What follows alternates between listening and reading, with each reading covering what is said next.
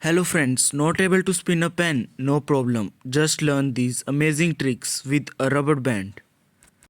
So let's go with the first one.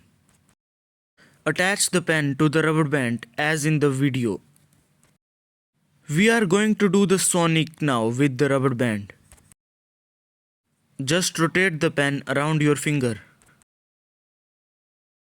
So this is the result. It's time for the second one. This is a fake double pen spinning trick. Follow the steps carefully.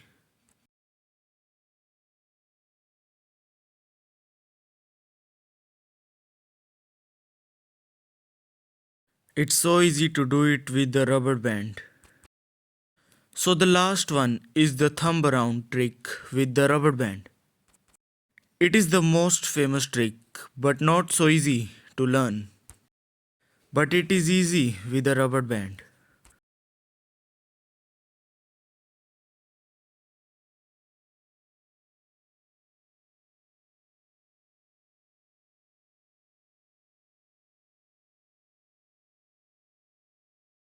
Thanks for watching my video.